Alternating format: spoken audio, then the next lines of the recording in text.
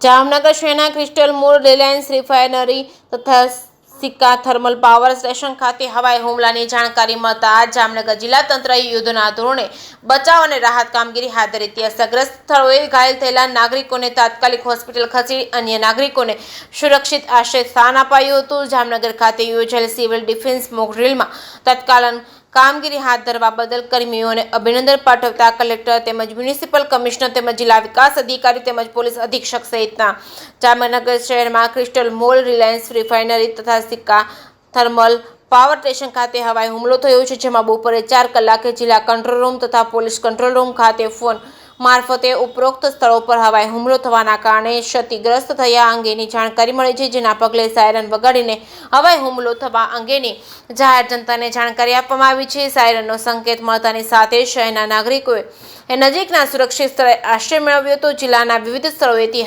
હવાઈ હુમલા અંગેની જાણકારી મળતા સમગ્ર જિલ્લા તંત્ર એલર્ટ મોડ પર આવી ગયું હતું। જિલ્લા collector Ketan Thakkar, municipal commissioner DN Modi, જિલ્લા વિકાસ અધિકારી વિકલ્પ ભારદ્વાજ તેમજ પોલીસ અધિક્ષક પ્રેમસુખ ડેલુ વિવિધ વિભાગોના ઉચ્ચ અધિકારીઓ તાત્કાલિક ઘટનાસ્થળે પહોંચ્યા હતા। ગણતરીની મિનિટમાં જ ફાયર, સિવિલ ડિફેન્સ તથા પોલીસની ટીમો, એમ્બ્યુલન્સ સહિતના આધુનિક સંસાધનો સાથે ઘટનાસ્થળે પહોંચ્યા હતા અને વિવિધ ટીમો અને આપદા મિત્રોની મદદથી અસરગ્રસ્ત સ્થળે હાજર નાગરિકોને બચાવવાની કામગીરી યુદ્ધના ધોરણે શરૂ કરાઈ છે।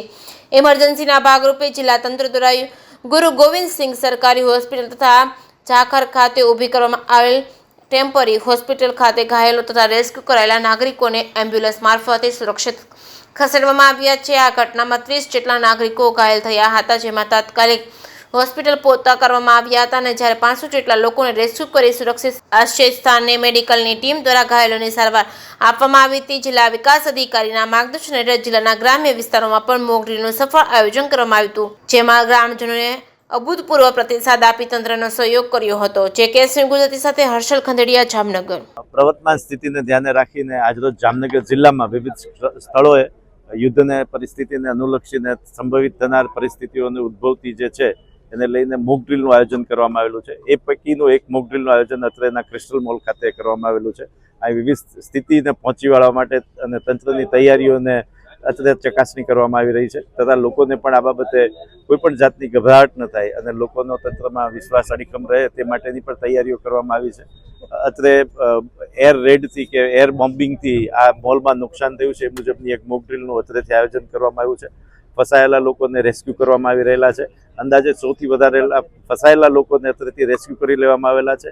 જે ઘાયલો હતા એમને જીજી હોસ્પિટલ ખાતે પણ લઈ જવામાં આવેલા છે। જીજી હોસ્પિટલ ખાતે એક સ્પેશિયલ ડેડિકેટેડ વોર્ડ તૈયાર કરી દેવામાં આવ્યો છે। ઇમરજન્સી સર્વિસીસના તમામ ડૉક્ટરો ત્યાં હાજર છે અને અત્રે તમામ emergency services, fire services, 108, ambulances, corporation Jamnagar મહાનગરપાલિકાના તમામ મશીનરી સાથેની તમામ સરકારી તંત્ર અત્રે ઉપલબ્ધ છે।